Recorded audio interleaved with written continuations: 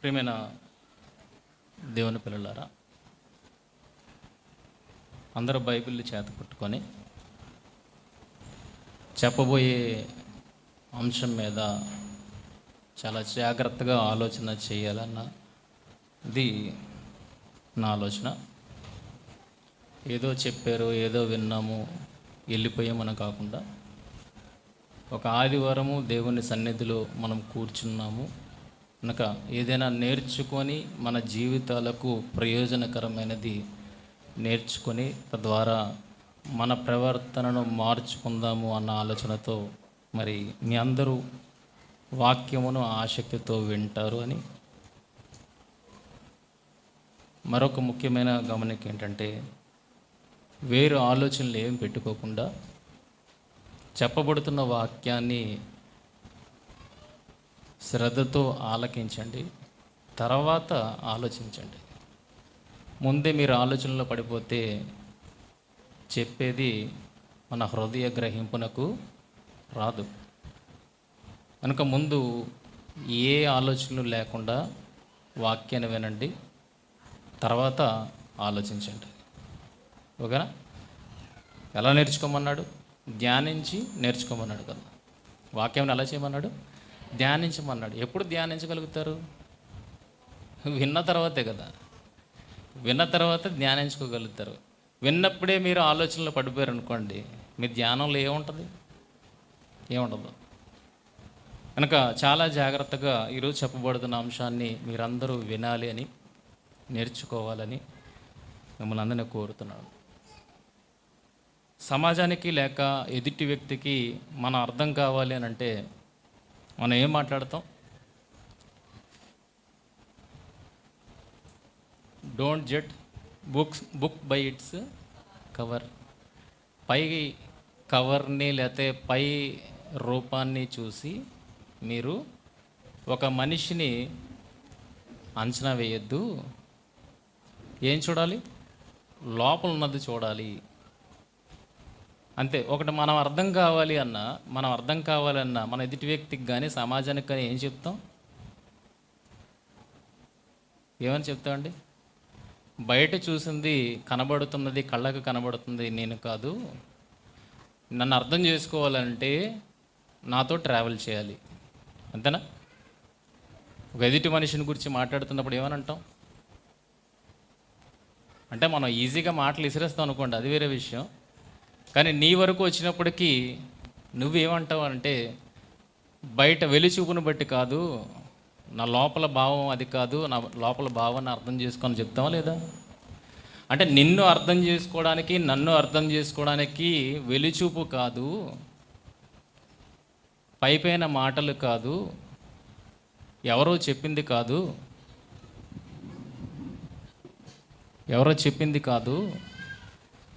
నన్ను అర్థం చేసుకోవాలంటే నన్ను గురించి తెలుసుకోవాలి అన్న విషయాన్ని మనం చెప్పినప్పుడు, మరి బైబిల్లోని భక్తుల జీవితాలు పైపైన చదివితే మనకు అర్థమైపోతాయా?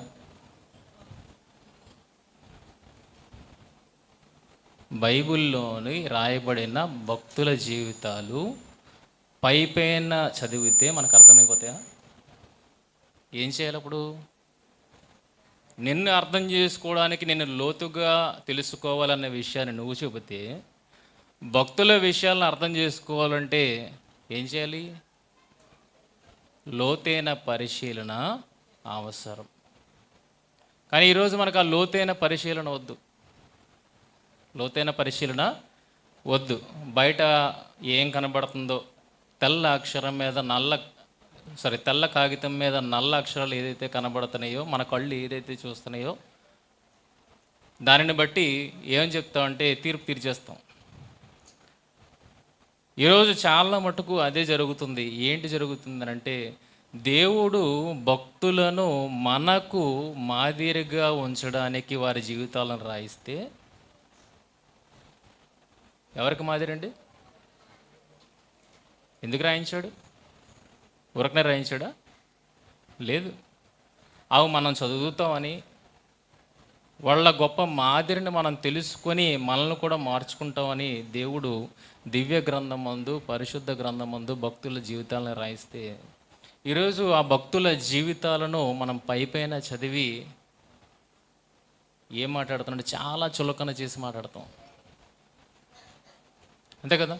ఒక వ్యక్తిని బయట చూసి చాలా చులకనగా మాట్లాడతాం, కానీ అరే అలా చులకనగా మాట్లాడద్దు, ఆ వ్యక్తిని గురించి తెలిస్తే గనక నువ్వు ఇలా మాట్లాడవని చెప్తావా లేదా? ఈరోజు భక్తుల జీవితాల్లో కూడా నేడున్న క్రైస్తవ్యం అలాగే మార్చేసింది, చాలా చులకనగా. ఎందుకు చులకనగా మాట్లాడుతున్నారంటే వాళ్ళు పైపైన చదివారు. దేవుడు మాదిరిగా పెట్టాడంటే ఊరికనే పెడతాడా? మాదిరిగా మీరు చులకన చేసి మాట్లాడడానికి పెడతాడా? అందరూ వింటేనే నేను మాట్లాడతాను. మీ కళ్ళు బైబిల్ కాసి కానీ నా కాసి కానీ ఉండాలి, ఓకేనా? లేకపోతే విషయం అర్థం కాదు, చెప్పబోయే విషయం మీకు అర్థం కాదు. కనుక ఎందుకు దేవుడు భక్తుల జీవితాలని రాయించాడంటే మనకి మాదిరి నేర్పడానికి. కానీ అలాంటి భక్తుల జీవితాలనే ఈరోజు చాలా చులకన చేసి మాట్లాడుతున్నాం. ఎందుకు అలా మాట్లాడుతున్నారన్న విషయానికి వస్తే, వాళ్ళు బైబిల్ను పైపైనే చదువుతున్నారు కానీ లోతుగా దానిని చదవట్లేదు. చూడండి, యాకోబు పత్రిక 5వ అధ్యాయం, మీకు తెలిసిన వచ్చిన మళ్ళీ ఒకసారి గుర్తు చేస్తున్నాను. యాకోబు పత్రిక 5వ అధ్యాయము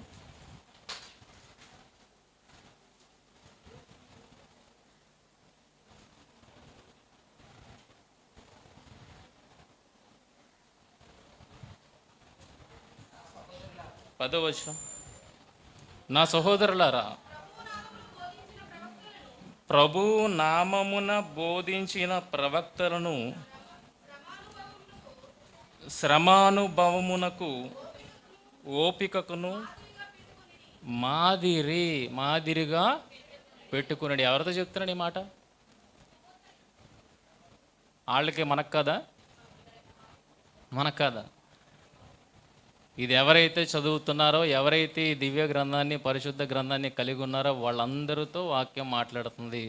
ఏమని మాట్లాడుతుందంటే, వాళ్ళు నీకు నాకు మాదిరి. మరి మాదిరి గల జీవితాన్ని ఎలా చదువుకోవాలి? మాదిరి గల జీవితాన్ని ఎలా చదవాలి? లోతుగా పరిశీలన చేయాలి. నిన్ను అర్థం చేసుకోవడానికే లోతుగా నా భావాలను ఎరగాలి నువ్వు. ఏదో నేను కోపపడ్డాను కనుక నన్ను అంచనా వేసేక, నేను ఎందుకు కోపపడ్డాను అన్నది లోపల ఉన్న నా భావాన్ని నువ్వు తెలుసుకో అని అంటారా లేదా? నిన్ను అర్థం చేసుకోవడానికే లోతుగా నేను పరిశీలన చేయాలన్నప్పుడు, భక్తుల జీవితాలను అర్థం చేసుకోవాలంటే ఎంత లోతుగా పరిశీలన చేయాలా? అర్థమవుతుందా? మీరు మాట్లాడుకుంటారా, నన్ను మాట్లాడిస్తారా?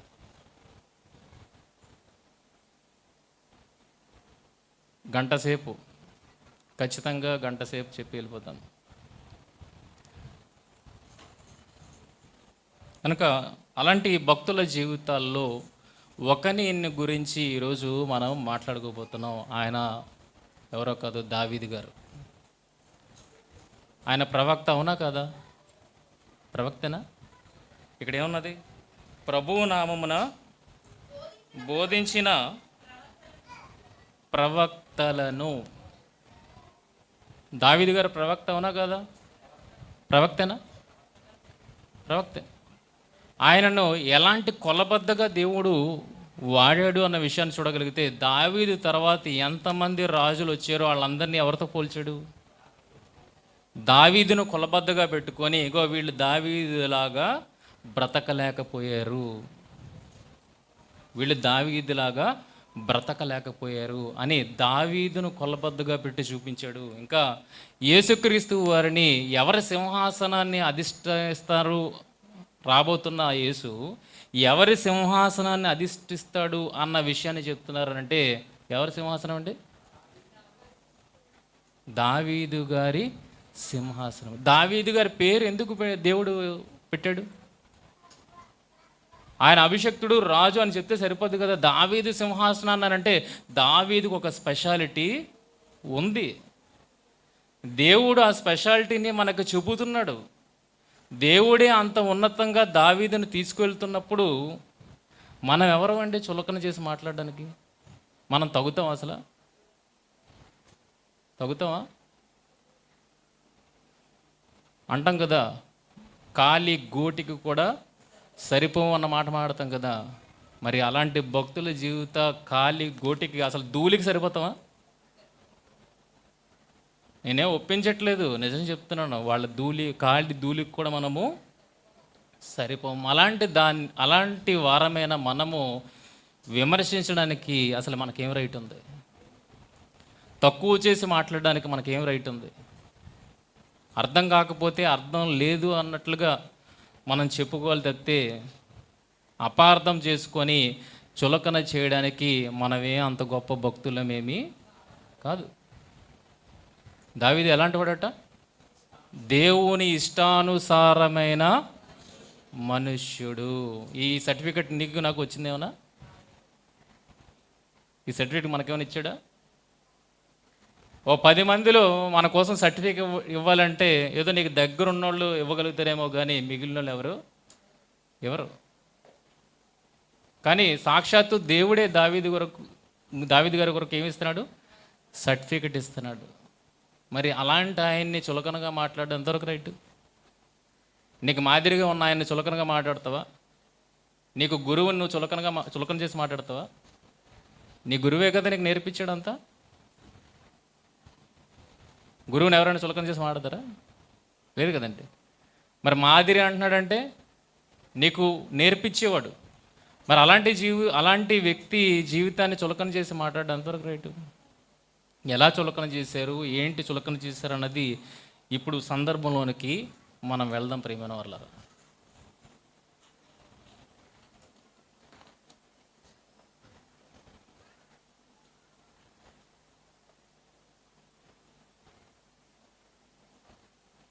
ప్రియమైన దేవుని పిల్లలారా, ఒక సందర్భాన్ని మనం చూసుకోగలిగితే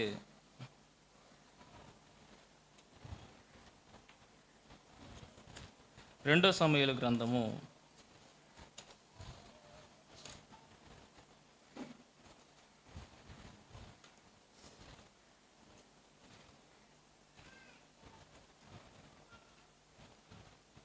2 సమూయేలు గ్రంథము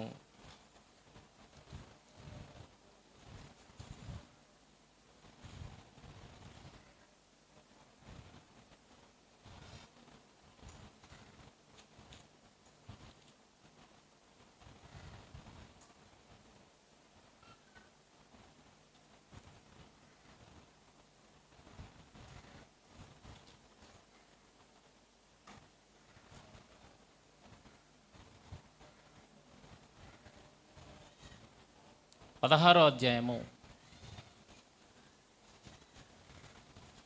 ప్రారంభ వచనం నుండి మనం చదవగలిగితే, అందరూ చదవద్దామా ఒకరు. కొండ శిఖరము అవతల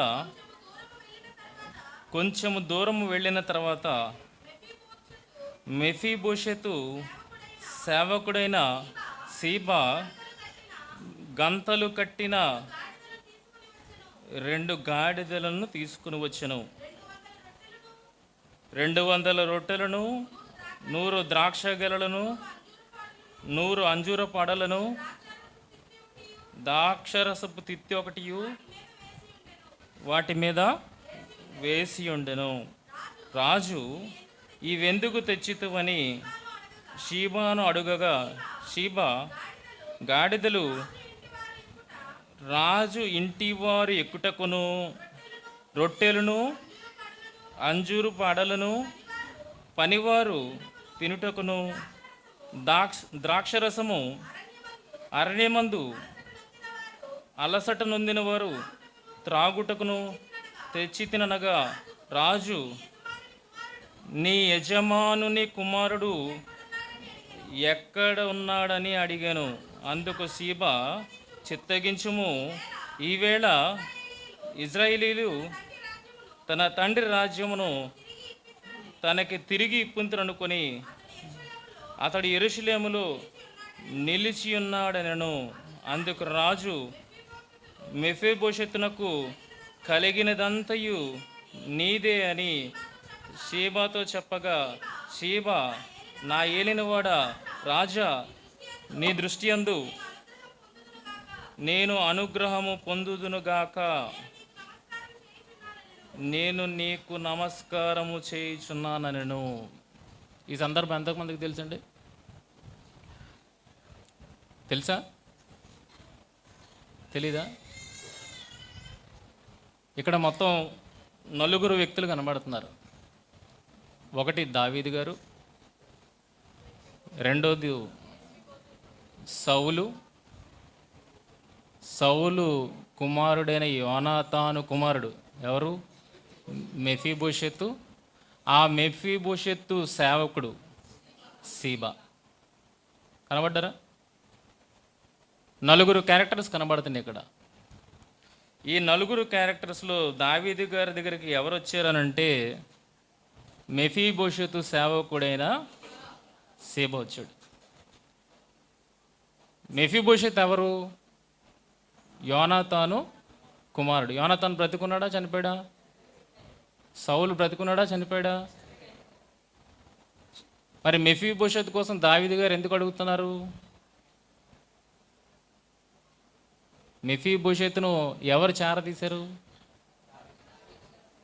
యోనాతాను మీద ఉన్న ప్రేమను బట్టి, ఆయనతో చేసుకున్న నిబంధనను బట్టి, ఆయన రాజు అయిన తర్వాత ఇగో యోనాతాను చనిపోయాడు కదా, నా ప్రాణ స్నేహితుడు చనిపోయాడు కదా, నా ప్రాణ స్నేహితుడికి సంబంధించిన వారు ఎవరైనా ఉన్నారా అని అడిగినప్పుడు ఒకే ఒక వ్యక్తి ఉన్నాడు, మెఫీబోషెతు. ఆయన కుంటివాడు. అంటే ఆయన తెప్పించాడు దావీదు రాజు. తెప్పించిన తర్వాత ఆయన భోజనపు బల్ల మీద కూర్చొని తినేట్లుగా ఆయనను ఆ స్థానం ఇచ్చి నిలిపాడు. ఆయనకు ఒక సేవకుడిని దావీదు గారు ఏర్పాటు చేశారు. ఆ సేవకుడి పేరే సీబా. ఓకేనా? అర్థమైంది కదా?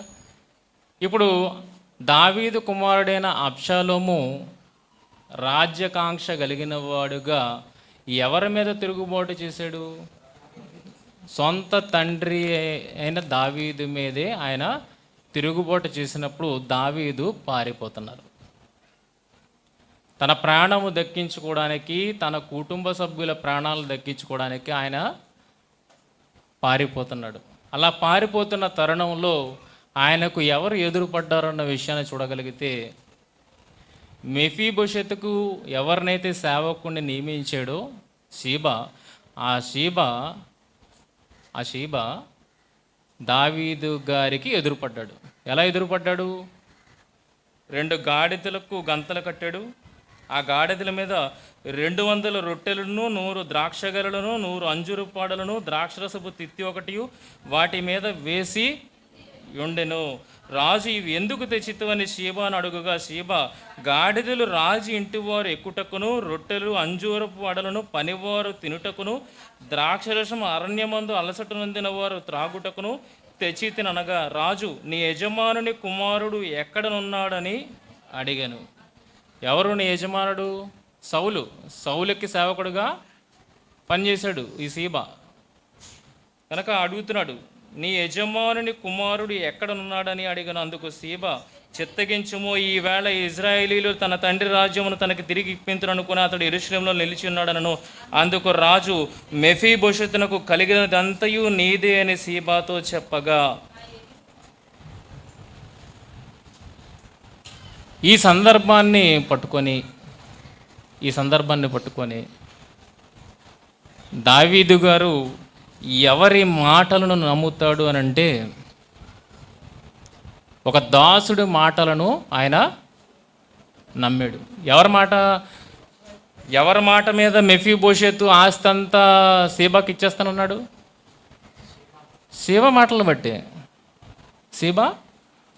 బట్టి అంటే ఒక సేవకుడు చెప్పిన మాటలను ఆధారంగా చేసుకొని దావీదు గారు ఎవరి ఆస్తిని ఎవరికి ఇచ్చేశాడు? మెఫీబోషెతు ఆస్తి అంతటిని షేబాకి ఇచ్చేశాడు. ఈ సందర్భాన్ని పట్టుకొని దావీదు గారిని ఏమని మాట్లాడుతున్నారంటే ఆయన చెప్పుడు మాటలు వినేవాడు. ఏ మాటలు వినేవాడు? చెప్పిన మాటలు కాదు, చెప్పుడు మాటలు వినేవాడు. ఒక దాసుడు వచ్చి చెబితే ఆ దాసుడు మాటను కూడా నిజమని నమ్మి ఏం చేశాడంటే, యోనాతాను నిజంగా ప్రాణ స్నేహితుడైన యోనాతాను కుమారుడైన మెఫీబోషెతు యొక్క ఆస్తిని అంతటినీ దాసుడు పరము చేసేసాడు. చూడండి దావీదు ఎలాంటి వాడో, చెప్పుడు మాటలను వినేవాడు అని. ఇంకా సందర్భం అవ్వలేదండి, ఇక్కడ వరకు చెప్పుడు మాటలు వినేవాడు అని దీన్ని చెప్తే, ఇంకా ముందుకు వెళ్ళగలిగితే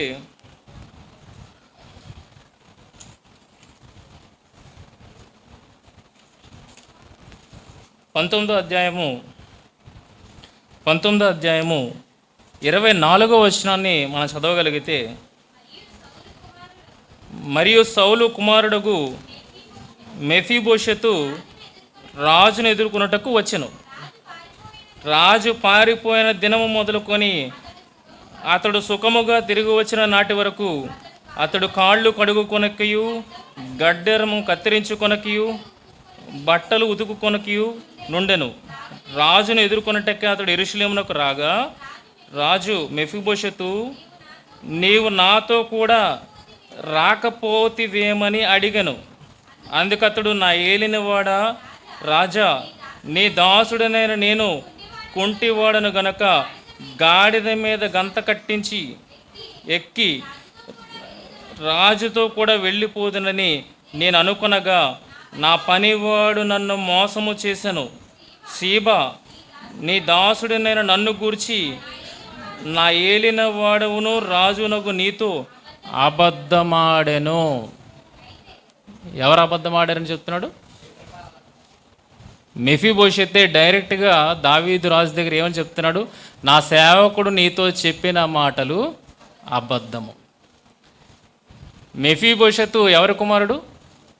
దావీదు ప్రాణ స్నేహితుడిగా ఎంచిన యోనాతాను కుమారుడు కదండి. ఇప్పుడు ఎవరి మాటలు నమ్మాలి, ఎవరి మాటలు నమ్మకూడదు? ఎవరి మాటలు నమ్మాలి, ఎవరి మాటలు నమ్మకూడదు? ఇప్పుడు ఏమని చెప్తున్నాడు ఈయన? నా సేవకుడు నా మీద నీకు అబద్ధముగా చెప్పాడు, అబద్ధముగా నా మీద చెప్పాడు, నీతో అబద్ధమాడెను, నీతో అబద్ధము ఆడెను. దావీదు ఏం చేశాడు? ముందు సందర్భంలో చదువుకున్నాం. దావీదు గారు ఏం చేశారు? ఆ సీబా మాటలను విని నమ్మి ఏం చేశారు? ఆయన మెఫీబోషెతు ఆస్తి అంతా నీదే అని చెప్పారంటే ఎవరి మాటను నమ్మారు? సీబా మాటలు. సీబా ఏం మాట్లాడాడని చెప్తున్నాడు? అబద్ధం ఆడెను. గనక దావీదు గారు ఎలాంటి మాటలు వినేవారు? చెప్పుడు మాటలు వినేవారు. ఇక్కడికి వచ్చేసిన తర్వాత సందర్భంలో మెఫీబోషెతు నీతిమంతుడిగా నిలిచాడు అన్నట్టుగా కనబడుతుంది, దావీదు మాట తప్పిన వాడుగా కనబడుతుంది. అవునా కదా? కిందకి వెళ్ళినప్పటికీ అబద్ధమాడాను అని చెప్పి, అయితే నా ఏలినవాడును రాజునకు నీవు దేవదూత వంటి వాడవు, నీ దృష్టికి ఏది అనుకూలమో దాన్ని చేయము. నా తండ్రి ఇంటి వారందరూ నా ఏలినవాడవు, రాజునకు నీ దృష్టికి మృతుల వంటి వారే ఉండగా నీవు నీ బల్ల యొద్ద భోజనము చేయు వారిలో నీ దాసుడని నన్ను చేర్చితివి. కాబట్టి ఇకను రాజునైన నీకు మొరపెట్టుటకు నాకేమి న్యాయమని అడగగా, రాజు నీ సంగతులను నీకు ఎందుకు ఎత్తుదువు, నీవును సీబాయను భూమిని పంచుకొనుడని నేను ఆజ్ఞ ఇచ్చి తిని కదా అనెను. అందుకు మెఫీబోషెతు, నా ఏలినవాడవు, నీవు నీ నగరికి తిరిగి క్షేమముగా వచ్చి ఉన్నావు గనక అతడు అంతయు తీసుకొనవచ్చు నన్ను. మొదట ఏమన్నాడండి? నీ యజమానుడి ఆస్తి అంతా నీదే అన్నాడు. ఇప్పుడు ఏమని అంటున్నాడు? మీ ఇద్దరూ ఆస్తిని చెరిసగం చేసుకోండి అంటున్నాడు. అలా చెరిసగం చేసుకోమన్నప్పుడు మెఫీబోషెతు ఏమంటున్నాడు? నువ్వు క్షేమంగా వచ్చావు కదా, నువ్వు రావడమే నాకు చాలు, ఆస్తి అంతా నా దాసుడు తీసేసుకోవచ్చు. ఎవరు న్యాయవంతుడిగా కనబడుతున్నారు ఇక్కడ చదువుతున్నప్పుడు? అక్షరాలు మనం చదువుతున్నప్పుడు ఎవరు న్యాయంగా కనబడుతున్నారంటే మెఫీబోషెతు న్యాయముగా ఉన్నట్టుగా కనబడుతున్నాడు, కానీ ఎవరు న్యాయం తప్పిన వారుగా కనబడుతున్నారు? దావీదు. ఎందుకు న్యాయం తప్పిన వాడుగా కనబడుతున్నాడు? ఆయన చెప్పుడు మాటలు విన్నాడు గనక. ఎవరు చెప్పిన మాటలు? దాసుడు చెప్పినప్పుడు కూడా ఆ మాటలని నమ్మేశాడు గనక అక్కడ దావీదు ఎలా కనిపించట్లేదు? న్యాయవంతుడిగా కనబడట్లేదు. మరి న్యాయవంతుడిగా కనబడినప్పుడు నీకు నాకు మాదిరిగా ఎందుకు పెట్టారు? ఆలోచించండి. అదేం మాదిరి అది? ఇదంతా మనం ఇలాగా అనుకోవడానికి రీజన్ ఏంటంటే దావీదు గారిని గూర్చి మనకి లోతుగా పరిశీలన లేదు. నిజంగా దావీదు గారి క్యారెక్టర్ని మనం అర్థం చేసుకోవడానికి ప్రయత్నం చేస్తే అసలు ఇప్పుడు చెప్పుడు మాటలు విన్నాడా, ఉన్న మాటలని విన్నాడా అన్నది మనకే అర్థమవుతుంది. పనివాడు ఇలా చెప్పగానే అలా నమ్మేస్తాడా దావీదు? పోనీ అబద్ధమే ఆడాడండి. దావీదు దగ్గర పనివాడు అబద్ధమే ఆడాడు అనుకుందాం. దావీదు తన యజమాని ఆస్తి అంతా దాసుడికి రాసాడు అనుకుందాం. తర్వాత నిజం తెలిస్తే ఆ సేవకుడు తల ఏమవుతుంది? ఎందుకు ఇలాగ ఆలోచించాం మనం? దావీదు ఎదురుగా యోనాతాను కుమారుడైన మెఫీబోషెతు మీదే ఈయన అబద్ధం ఆడితే, ఆ అబద్ధాన్ని దావీదు గారు నమ్మితే, తర్వాత కాలాల్లో అది అబద్ధమని తేలితే సేవకుడి గతి ఏమవుతుంది?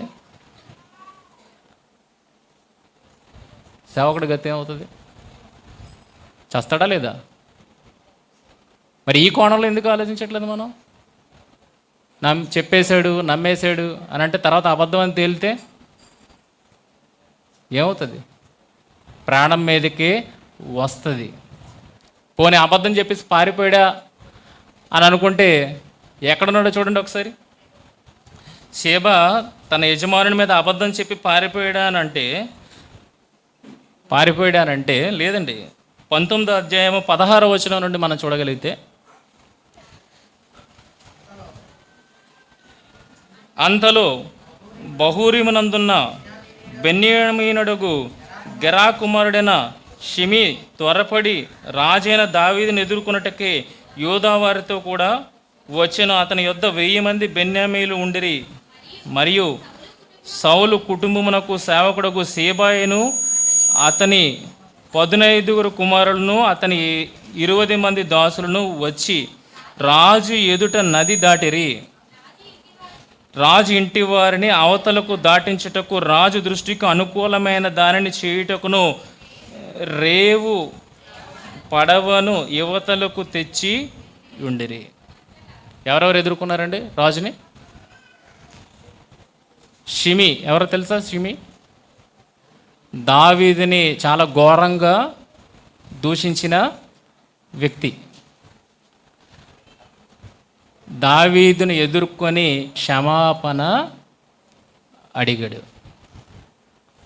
యాక్చువల్గా అయితే షిమి చావాలి, కానీ దావీదు ఏమంటాడంటే ఈ దినము చంపే దినము కాదు, దేవుడు మనకి విజయాన్ని ఇచ్చాడు కనుక ఆయన్ని చంపొద్దు అని షిమి విషయంలో మాట్లాడాడు.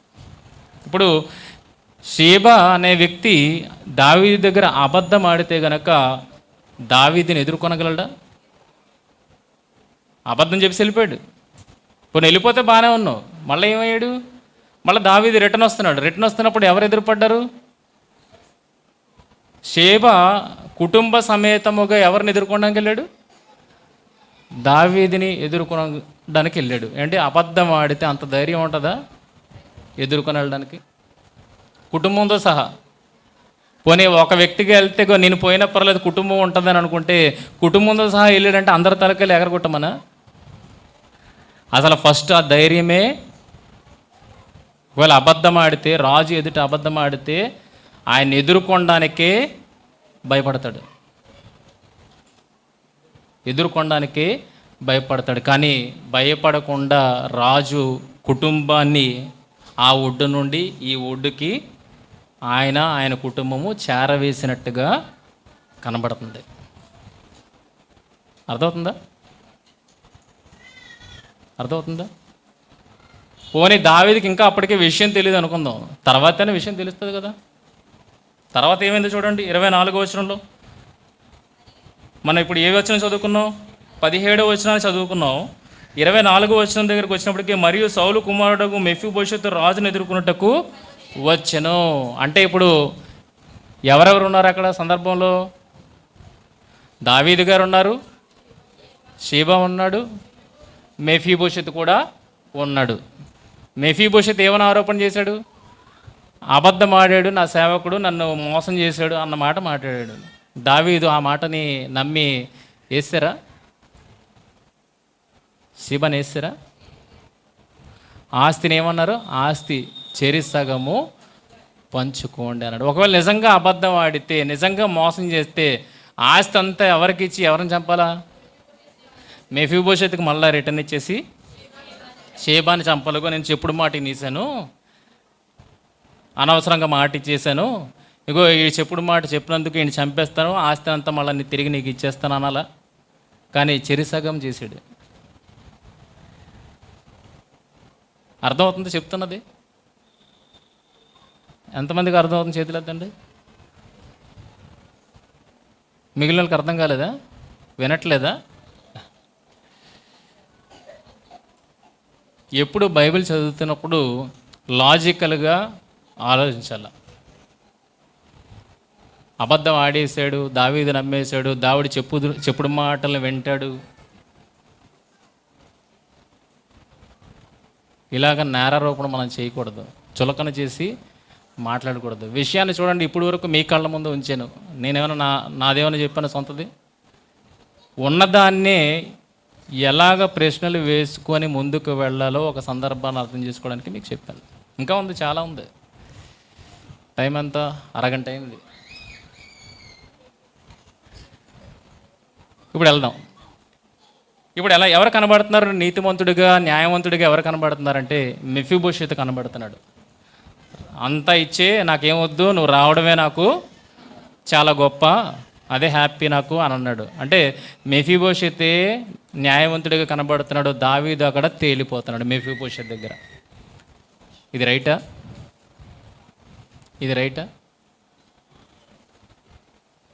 ఇప్పుడు ఇది అర్థం కావాలంటే దావీదు క్యారెక్టర్ అనేది మనకు బాగా అర్థం కావాలి ప్రేమైన వల్ల.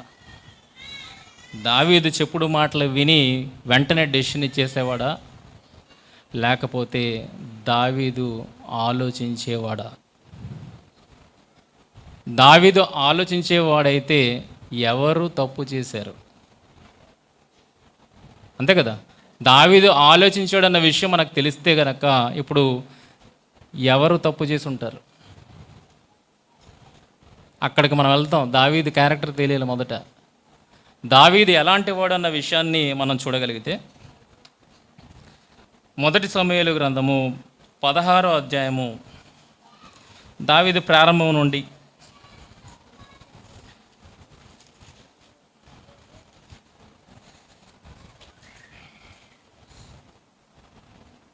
16వ అధ్యాయము 13వ వచనాన్ని మనం చదవగలిగితే, సమూయేలు తైలపు కొమ్మును తీసి వాని సహోదరుల ఎదుట వానికి అభిషేకము చేసెను. నాట నుండి యెహోవా ఆత్మ దావీదు మీదకి బలముగా వచ్చెను. ఎప్పుడుండమ్మా? సమూయేలు దావీదును రాజుగా అభిషేకము చేసిన తరువాత. వింటున్నారా? కళ్ళ ముందు అలా బైబిల్ పెట్టుకొని ఏదో లోకంలోకి వెళ్ళదండి. చెబుతున్న మాటలను ఉన్నాయో లేవో చూడండి. నేనేమైనా వ్యతిరేకంగా చెప్తే నాకు చెప్పండి, ఓకేనా? ఇంకా నా తప్పులు, ఒకవేళ నేను తప్పు చెబితే నా తప్పు ఎత్తి చూపించడానికి అన్నట్టుగా బైబిల్ చదవండి. అందుకే ఎవరు వస్తున్నారు, ఎవరు పోతున్నారు, వచ్చేవాళ్ళు వస్తారు, వెళ్ళేవాళ్ళు వెళ్తూ ఉంటారు. అది కాదు మనం, అందుకు కదా ఇక్కడ వచ్చింది. ఎవరు వచ్చారు, ఎవరు రాలేదు చూడడానికి. సన్నిధికి వచ్చాం, దేవుని వాక్యాన్ని వింటున్నాం, ఏమి నేర్చుకున్నాం అనేది నేర్చుకుంటాం, తిరిగి ఇంటికి వెళ్తాం. అది మన ఆలోచన ఉండాలి.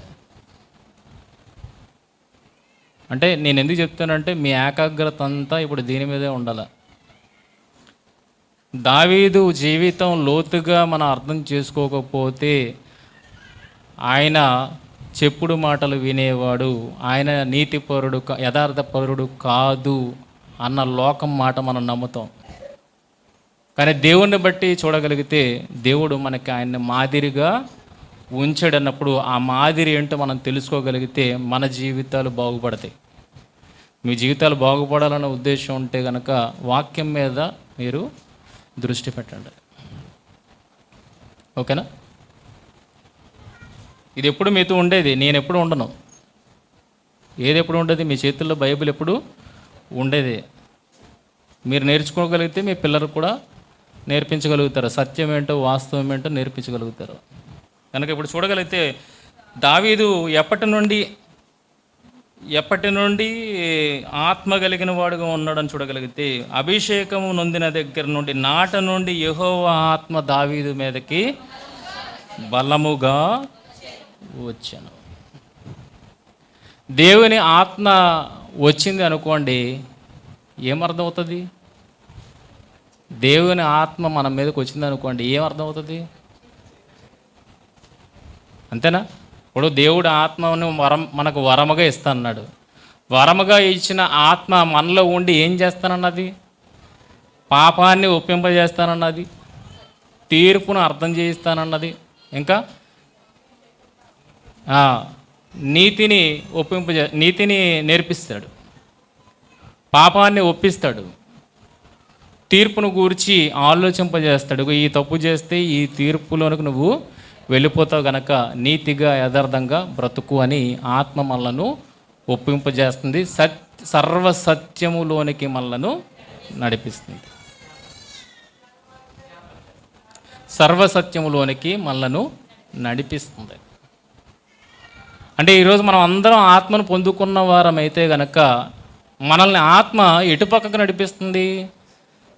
సర్వసత్యం వైపుకు, నీతి మార్గము వైపుకు మనల్ని నడిపిస్తుంది. మనలను ఏది ఒప్పింపజేస్తుంది? మనతోటి మన అడుగులు తడబడితే ఇది తప్పు, ఇది పాపానికి దారితీస్తుంది, పాపం వల్ల వచ్చే శిక్ష ఇది అని మన చేత ఒప్పింపజేస్తుంది.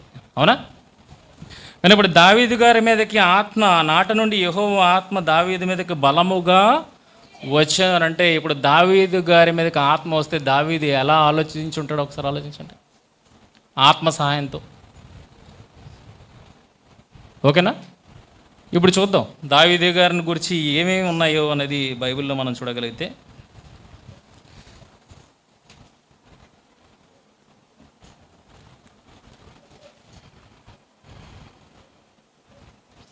మొదటి సమూయేలు 18వ అధ్యాయము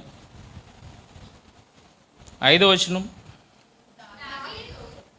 మొదటి సమూయేలు 18వ అధ్యాయము 5వ వచనం. దావీదు సౌలు తనను పంపిన చోటకెళ్ళను పోయి సుబుద్ధి కలిగి పని చేసుకొని వచ్చాను. దావీదుకి ఏముందండి? సుబుద్ధి, మంచి బుద్ధి కలిగిన వాడు. అంటే తప్పు అనేది చేయకుండా చెప్పబడిన దానిని శిరస వహించేవాడు. అంతే కదా? సుబుద్ధి కలిగి పని చేసుకొని వచ్చిన. 5వ వచనం. 14వ వచనం. దావీదు సమస్త విషయములలో సుబుద్ధి కలిగి ప్రవర్తింపగా యెహోవా అతనికి తోడుగా నుండెను. సుబుద్ధి కలిగి ఉంటే ఎవరి తోడు ఉంటుందండి? దావీదుకి సుబుద్ధి ఉంది. ఏమండి? దావీదుకి సుబుద్ధి ఉంది. సమస్త విషయములలో సుబుద్ధి కలిగి, ఒక విషయంలో కాదు, సమస్త విషయములలో సుబుద్ధి కలిగి ప్రవర్తింపగా యెహోవా అతనికి తోడుగా ఉండను. దావీదు మిగుల సుబుద్ధి గలవాడే ప్రవర్తించుట సౌలు చూచి మరి అధికముగా అతనికి భయపడను. నీకు సుబుద్ధి అనేది ఉంటే గనక నిన్ను చూసి ఎవరు భయపడతారు? నిన్ను ఎవరైనా మాట్లాడడానికి కూడా తెగించరు. సౌలు యాక్చువల్గా చంపాలనుకుంటున్నాడు, కానీ చంపడానికి కూడా వెనక్కి వెళ్తున్నాడు. అంటే ఎంత గొప్ప ప్రవర్తన దావీదుది ఒకసారి ఆలోచించండి. చంపాలనుకున్న వ్యక్తే దావీదుని చూసి భయపడుతున్నాడు. దేన్ని బట్టి? పై రూపాన్ని చూసి కాదు. ఏది? పై రూపాన్ని చూసి కాదు. దేన్ని చూసి? ఆయన క్యారెక్టర్ని చూసి భయపడుతున్నాడు. ఆ క్యారెక్టర్కి ఎవరు సహాయం పడుతున్నారు? దేవుడు సహాయపడుతున్నాడు కనుక భయపడుతున్నాడు సౌలు. ఇంకా చూడగలిగితే 30వ వచనం, ఫిలిస్తీన్ల సర్దారులు యుద్ధమునకు బయలుదేరుచు వచ్చిరి. వారు బయలుదేరినప్పుడెల్లను దావీదు బహు వివేకము కలిగి, ఏది కలిగండి? వివేకము కలిగి. యుద్ధంలో ఏముండాలా? వస్తున్నాడు ఎదురు పడిపోదాం అని అంటారా? లేదు. యుద్ధంలో స్ట్రాటజీస్ ఉంటాయి, వ్యూహం ఉంటుంది. ఆ వ్యూహానికి ఏముండాలి? బుర్ర ఉండాలి. ఆ వ్యూహానికి ఏముండాలి? బుర్ర ఉండాలి. శత్రువు ఎలాగొస్తే నేను ఎలాగా వెళ్ళాలి. మనం చెస్ ఆడతాం కదా, చెస్ ఆడిన వాళ్ళు గొప్ప వాళ్ళు అంటాం. ఎందుకంటే వ్యూహం తెలుసు. గెలిచాడు అనుకోండి, అందరినీ ఓడిస్తాడు అనుకోండి, వాడిని ఏమంటాం? గొప్పడని అంటాం లేదా? ఇంటర్నేషనల్ ప్లేయర్ మనకు ఒకడు ఉన్నాడు, ఆనంద్ ఉన్నాడు. అలా చెస్ ఆడినోడిని గొప్ప వ్యక్తి అని అంటే గనక, ఎంతో తెలివైనడు అంటే గనక, ఇప్పుడు దావీదు గారికి ఏముంది? వివేకంతో ఏం చేస్తున్నాడట? బహు వివేకం కలిగి ప్రవర్తించుచు రాగా సౌలు సేవకులందరికంటే అతని పేరు బహు ప్రసిద్ధికి ఎక్కెను. వివేకం అండి. సుబుద్ధి ఉంది, దేవుని సహాయం ఉంది, వివేకము ఉంది. ఇంకా చూద్దాం, ఇంకా లోతుగా వెళ్దాం. దావీదు ఎలాంటి వాడు? చెప్పుడు మాటలు వినేవాడా, లేకపోతే చెప్పిన మాటను ఆలోచించేవాడా? దేవుడు చెప్పినట్లు చేసేవాడా, చెప్పుడు మాటలు వినేవాడా? ఊరకనే దేవుడు సర్టిఫికెట్ ఇస్తాడండి ఎవరికైనా? నా హృదయానుసారుడైన మనుష్యుడు అనే దేవుడు సర్టిఫికెట్ ఊరకనే ఇస్తాడా? దేవుడు చెప్పుడు మాటలు వింటాడా? దేవుడు చెప్పుడు మాటలు వింటాడా? ఒకళ్ళని అబద్ధం ఆడితే నీదే అబద్ధం అని చూపెడతాడు దేవుడు, అంతేగాని నిన్ను యాక్సెప్ట్ చేయడు. అర్థమవుతుందా? కనుక దావీదుతో ఎలాగున్న, దావీదు ఎలాంటి వాడు, ఎలాగున్నాడని మనం చూడగలిగితే 1 సమూయేలు గ్రంథము 22వ అధ్యాయము, 1 సమూయేలు గ్రంథము 22వ అధ్యాయము. ఆయన లోతైన క్యారెక్టర్ని ఇప్పుడు మనం స్టడీ చేస్తున్నాం ప్రియమైన వారు. లోతైన క్యారెక్టర్లో ఏమున్నదని మనం చూడగలిగితే సమూయేలు గ్రంథము 1 సమూయేలు 22వ అధ్యాయము 14-15 వచనాలు చూడండి. అహీమెలెకు, ఇక్కడ సందర్భం మీ అందరికీ తెలుసా? ఇప్పుడు సందర్భం తెలుసా? దావీదుకు ఆకలేసి ఎక్కడికి వెళ్తాడండి? దేవాలయం దగ్గరికి వెళ్తాడు, ప్రధాన యాజకుడి దగ్గరికి వెళ్తాడు. ఆకలేస్తుంది, ఏమైనా ఉన్నదా మీ దగ్గర తినడానికి అన్నప్పుడు సముఖపు రొట్టెలు, తీసివేయబడిన సముఖపు రొట్టెలు ఉన్నాయి, అవి తప్పితే నా దగ్గర ఏమీ లేదని అంటాడు. ఏదో ఒకటి ఉన్నాయి కదా అవి ఇచ్చి అని దావీదు అంటాడు. అవి తినేసిన తర్వాత ఆయుధం ఏదైనా ఉందా అని అడుగుతాడు. నువ్వు గొలియాతుని చంపిన ఖడ్గమైన దగ్గర ఉంది, ఆ ఖడ్గాన్ని తీసుకొని వెళ్ళు అని అంటాడు. ఇందుకే వీళ్ళిద్దరి మధ్యన జరిగిన సంభాషణ ఇదే, ఇంకేం డీలింగ్స్ లేవు. కానీ సౌలు ఏమి నమ్మాడు?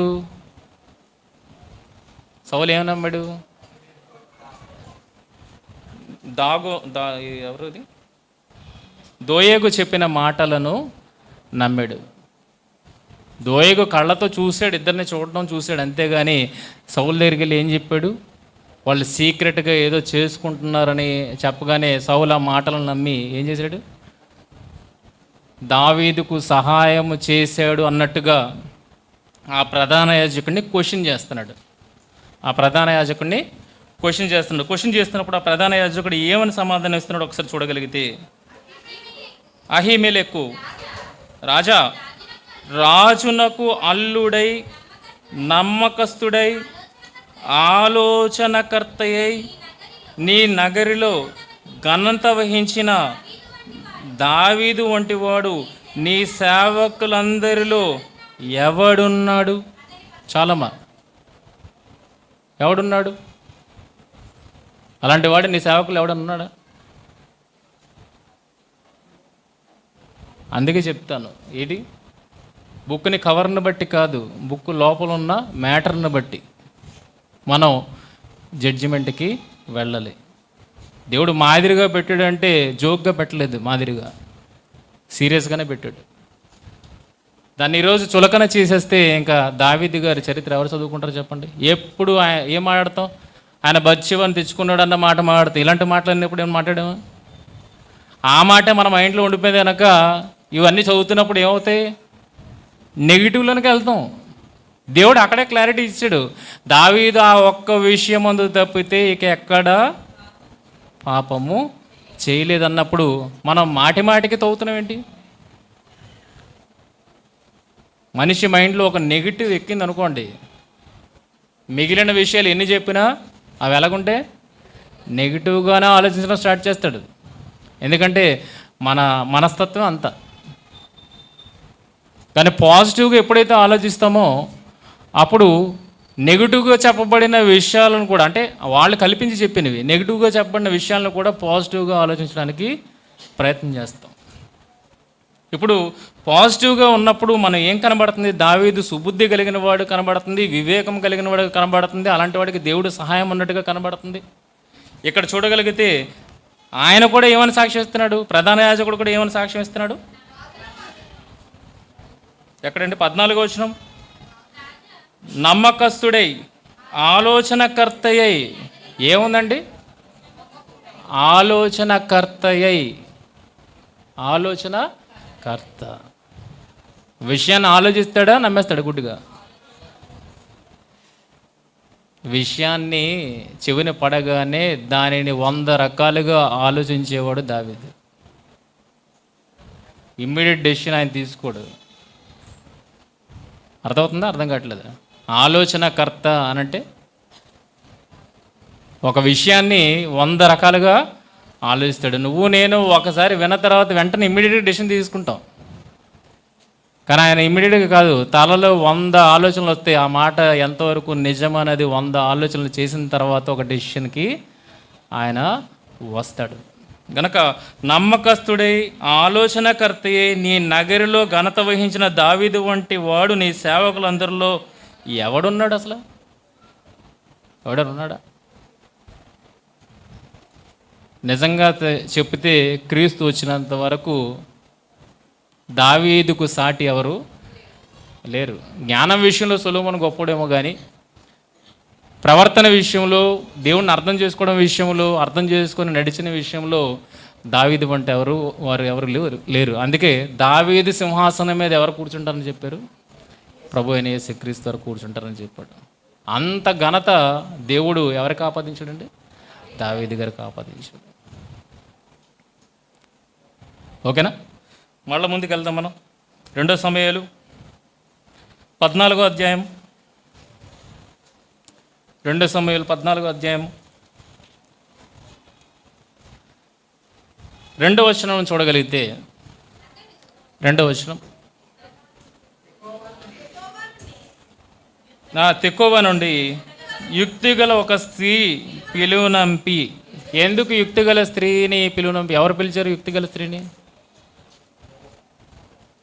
యోవాబు పిలిచాడండి. ఎందుకు యోవాబు యుక్తిగల స్త్రీని దావీదు ఎదుటకు పంపిస్తున్నాడు? అబ్షాలోము తన అన్నను చంపిన తర్వాత పారిపోయాడు. ఆ అబ్షాలోము మీద దావీదు బెంగ పెట్టుకుని ఉన్నాడని యోవాబు అర్థం చేసుకొని ఆయన ఎలాగైనా ఆయన ఎదుటకు తీసుకొని రావాలని యుక్తిగా మాట్లాడే ఒక స్త్రీని ఎంపిక చేసుకొని విషయాన్ని దావీదుకు అర్థం చేయించడానికి ప్రయత్నం చేస్తున్నాడు. ఇప్పుడు తెకోవా నుండి యుక్తిగల ఒక స్త్రీని పిలువనంపి. ఈవిడ ఎలాంటిదట? యుక్తి గలది. మాటల్లో ఏం చేయగలుగుతుంది? మర్మంగా ఆమె మాట్లాడగలుగుతుంది. మాట్లాడగలుగుతుంది.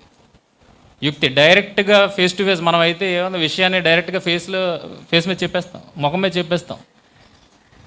కానీ అది అర్థమైనట్టు అర్థం కానట్టుగా ఏం చేయాలా, తీసుకెళ్ళాలి. ఎందుకంటే రాజు డైరెక్ట్గా చెప్తే అయిపోద్ది శిక్ష. కనుక రాజుకి అర్థమయ్యే రీతిలో ఆ విషయాన్ని ప్రజెంట్ చేయాలి. రాజుకి అర్థమయ్యే రీతిలో ఆ విషయాన్ని ప్రజెంట్ చేయాలి. కనుక ఇప్పుడు ఎవరు ఉండాలి? యుక్తిపరులు ఉండాలి. యోబు డైరెక్ట్గా చెప్తే అంగీకరించడు. యోబు డైరెక్ట్గా చెప్తే అబ్షాలోము తీసుకురా అంటే దావీదు అంగీకరించడు. కనుక దావీదుకు అది మర్మమైనట్టుగా అర్థం చేయించడానికి ఒక స్త్రీని ఏర్పాటు చేశాడు. ఆ స్త్రీ యుక్తిగా మాట్లాడింది. ఈ సందర్భాన్ని నేను ఎత్తుకోను. యుక్తిగా మాట్లాడిన తర్వాత దావీదుకు ఒక విషయం అర్థమైంది. అక్కడ చూడండి, 18వ వచనం 2 సమూయేలు 14వ అధ్యాయం 18వ వచనం.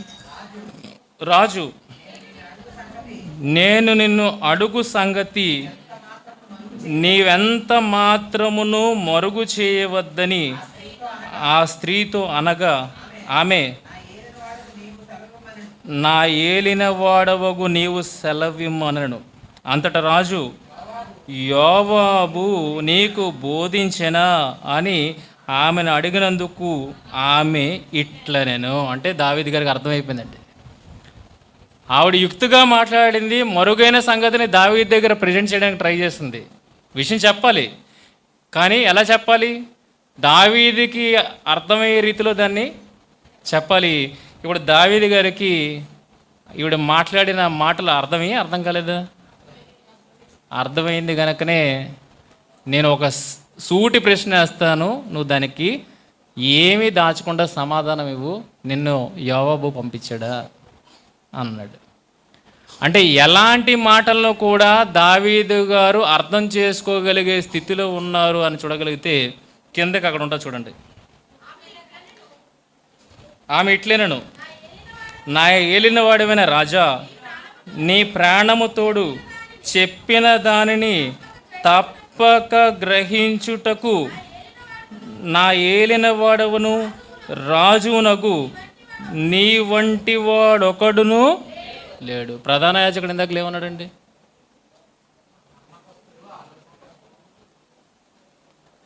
ప్రధాన యాజకుడు అదే అన్నాడు, తనతో పాటు పనిచేస్తున్నవారు అదే అన్నారు. ఇప్పుడు ఎవరంటున్నారు? ఆ స్త్రీ కూడా అంటుంది. ఆవిడే యుక్తి కలిగిందంటే ఆ యుక్తి కలిగిన మాటలను దావీదు అర్థం చేసుకున్నాడంటే ఆవిడ షాక్ అయిపోయింది. షాక్ అయిపోయి ఏమంటుంది? నా ఏలిన వాడవు రాజు నీ వంటి వాడు ఒకడునూ లేడు. ఏ విషయంలో? తప్పక చెప్పిన దానిని తప్పక గ్రహించుటకు నా ఏలిన వాడును రాజునకు నీ వంటి వాడు ఒకడును లేడు. నీ సేవకుడుకు యోబు నాకు బోధించి ఈ మాటలని నీ దాసునకు నాకు నేర్పెను.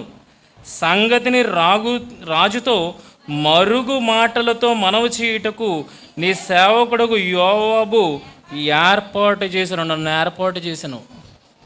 ఏంటండి? మరుగు మాటలతో మనవి చేయుటకు.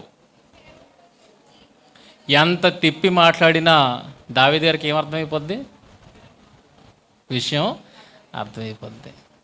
ఇంత గొప్పవాడు దావీదు, ఇంత టాలెంట్ కలిగిన వాడిని ఒక సేవకుడు వచ్చి ఒక మాట చెప్పి మోసం చేసేస్తాడు. ఆలోచించండి. చెప్పుడు మాటలు వినేస్తాడా? చెవిన ఆ మాట పడగానే దానిని 100 సార్లు పరీక్షించేస్తాడు ఆయన. మీకు నాకు ఆ వేగం ఉండదు, కానీ ఆయన ఇమ్మీడియట్గా ఒక మాట పలికాడు అంటే లోపల దాన్ని కట్ చేసుకొని లోపల దాన్ని టాలీ చేసేసి బయటకి ఏం చెప్పేస్తాడు? విషయాన్ని చెప్పేస్తాడు. ఇప్పుడు మాట్లాడుతూనే ఉంది, ఇంకా మాట్లాడుతూనే ఉంది, ఇంకా కంప్లీట్ చేయలేదు. కానీ ఆవిడ ఏమనంటుందంటే, ఇంకా నేను కంప్లీట్ చేయకుండానే నువ్వేం చేసావు? నా మాటలు నీ గ్రహింపునకు వచ్చేసి అని చెప్పిన తర్వాత ఏమనంటుంది చూడండి ఒకసారి. ఈ లోకమందు సమస్తమును ఎరుగుటి యందు నా ఏలిన వాడవగు నీవు దేవదూతల జ్ఞానము వంటి జ్ఞానము కలవాడవు. అంటే ప్రతి మాటని ఏం చేయగలుగుతాడండి? వివేచించగలుగుతాడు. అది ఎంతవరకు రైటు, ఎంతవరకు రాంగ్ అనేది. చూడండి, ఇప్పుడు డిస్కషన్ జరుగుతుంది చాలా టీవీలో. 100 మంది మాట్లాడుతున్నారు. ఇప్పటివరకు మీకు ఏమైనా విషయం అర్థమైందా? ఒకడు అలాగా ఏది నిజం ఏది అబద్ధం మనకు తెలియదు, ఎందుకంటే మనకు అంత జ్ఞానం అంత వివేచన లేదు. కానీ దావీదు గారికి విషయం ఇంకా పూర్తిగా మాట్లాడకుండానే దావీదు గారు గ్రహింపునకు వచ్చేసింది. నువ్వు మరుగు మాటలతో ఒక విషయాన్ని నాకు చెప్పడానికి నువ్వు ప్రయత్నం చేస్తున్నావు, నిన్ను ఎవరు పంపించారు? యోవాబు. అప్పుడు ఆవిడ అంటుంది, ఈ లోకమందు సమస్తమును ఎరుగుటి అందు నా ఏలిన వాడవగు నీవు దేవదూతల జ్ఞానము వంటి జ్ఞానము గలవాడవు. అంత గొప్పవాడు మీకు మాదిరిగా పెట్టిన దావీదు గారు. అందుకే ఆయన ఏది అర్థం చేసుకున్నాడంటే, దేవుడు మాట్లాడుతూ జరగబోయే దానిని అంటే ఫ్యూచర్లో అంత్యకాలమందు జరగబోయే దాన్ని ముందుగానే ఆయన ఎరిగిన వాడుగా మాట్లాడుతున్నాడు. అపోస్తల కార్యాల్లో దావీదుని గురించి పూర్తి సందర్భం ఉంటుంది 2వ అధ్యాయంలో. ఆయన ప్రవక్త గనుక దేని గ్రహించాడు? దేవుడు ఏదైతే ఆలోచిస్తున్నాడో ఆ విషయాన్ని ఆయన గ్రహించగలిగాడు. అందుకే ఆయన ఏమని పిలుస్తున్నాడు? ప్రభువు నా ప్రభువుతో సెలవిచ్చిన మాట. ప్రభువు నా ప్రభువుతో. ఎవరు ప్రభు? ఇంకో ప్రభు ఎవరు? ఒకటి యెహోవా దేవుడు, రెండవది ప్రభు అయిన యేసుక్రీస్తు వారు. ఆయనకు అర్థమైపోయింది, ఇంకా అర్థమైపోయింది. ఏంటంటే, నా శరీరంను కుళ్ళు పట్టనీయు అన్నది నన్ను గురించి లేకపోతే ఇంకెవరిని గురించి మాట్లాడిన మాట కాదు. ఎవరిని గురించిన మాట్లాడిన మాట? యేసుక్రీస్తు పునరుద్ధానమును గూర్చిన మాట అని ఎవరికి అర్థమైపోయింది? దావీదు గారికి అర్థమైపోయింది. అంటే ఆయన దగ్గర ఒక మాట పెట్టడమే చాలు, ఆయన ఏం చెప్పేస్తాడు? ఫ్యూచర్ని చెప్పగలుగుతాడు. ఆయన ఏం చెప్పగలుగుతాడు? దాన్ని అంతగా దావీదు గారు ఆలోచించగలుగుతారు. మరొక విషయాన్ని మనం చూడగలిగితే,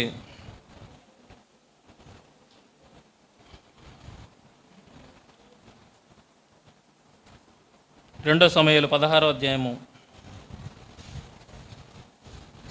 2 సమూయేలు 16వ అధ్యాయము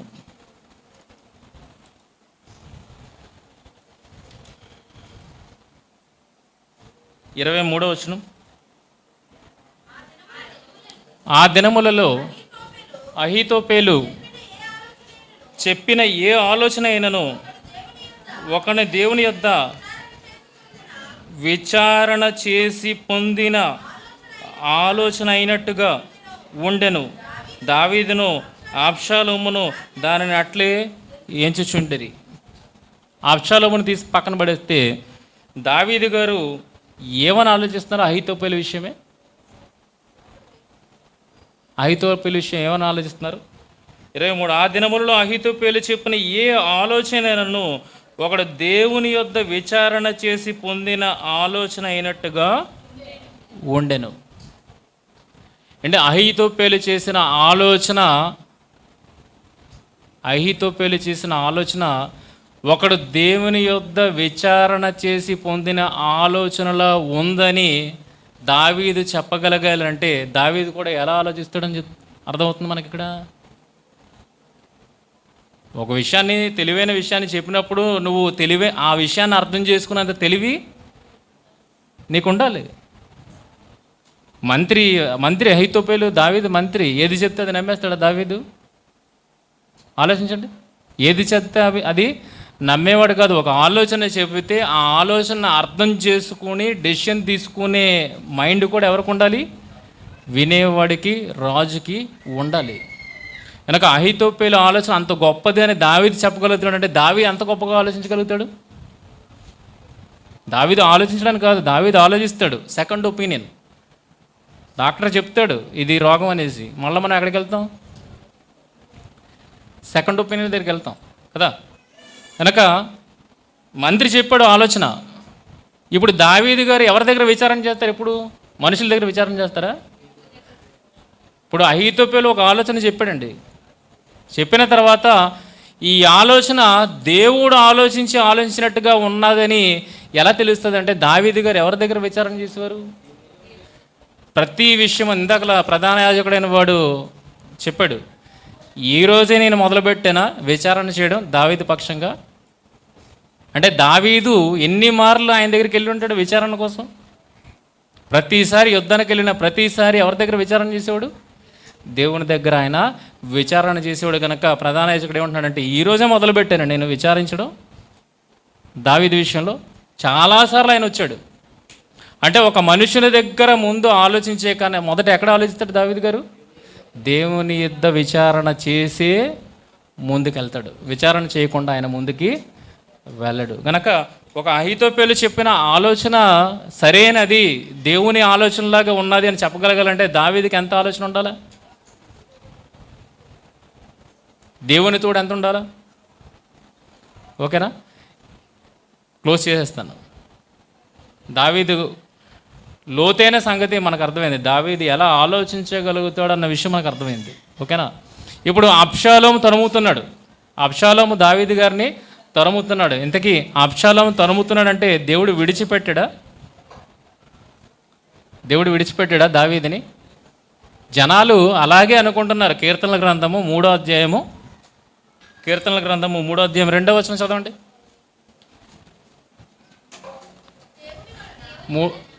మొదట చదివే ముందు కీర్తన 3 ఏ సందర్భంలో రాయబడింది ఒకసారి చదవండి.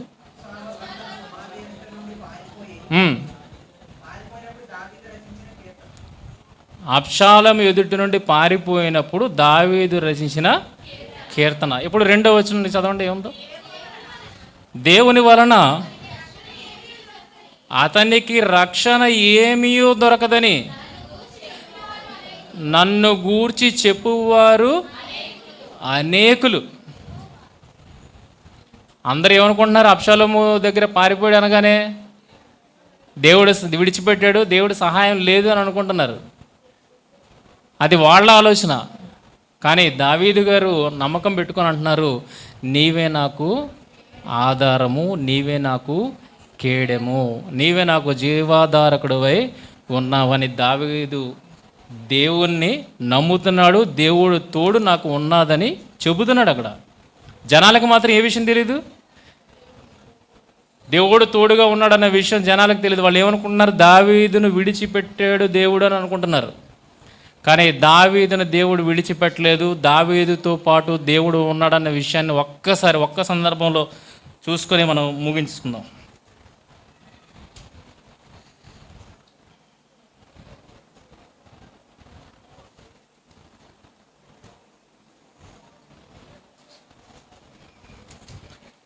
పదిహేనో అధ్యాయం, 2 సమూయేలు 15వ అధ్యాయము 30వ వచనం నుండి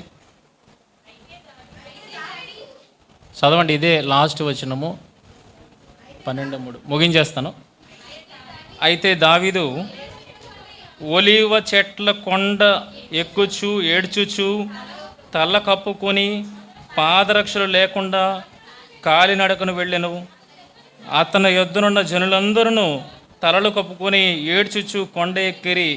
అంతలో ఒకడు వచ్చి అబ్షాలోము చేసిన కుట్రలో అహీతోపెలు చేరి ఉన్నాడని దావీదునకు తెలియజేయగా దావీదు యెహోవా అహీతోపెలు యొక్క ఆలోచనను చెడగొట్టమని ప్రార్థన చేసెను. ప్రార్థన చేసిన వెంటనే రిప్లై ఏమన్నదో చూడగలిగితే ఆయన ఏమని చేశాడు? అహీతోపెలు యొక్క ఆలోచన చెడగొట్టమన్నాడు.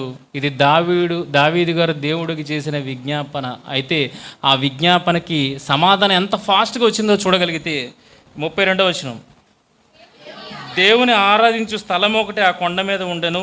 వారు అచటికి రాగా అర్కీయుడైన హూషై పై వస్త్రములు చింపుకొని తల మీద ధూళి పోసుకొని వచ్చి రాజును దర్శనము చేసెను. రాజు, నీవు నాతో కూడా వచ్చినడలా నాకు భారముగా ఉందువు. నీవు పట్టణమునకు తిరిగిపోయి రాజా, ఇంతవరకు నీ తండ్రికి నేను సేవ చేసినట్లు ఎక్కువ నీకు సేవ చేసేదనని అబ్షాలోముతో చెప్పినడల నీవు నా పక్షము వాడవై ఉండి అహీతోపెలు యొక్క ఆలోచనను చెడగొట్టగలవు.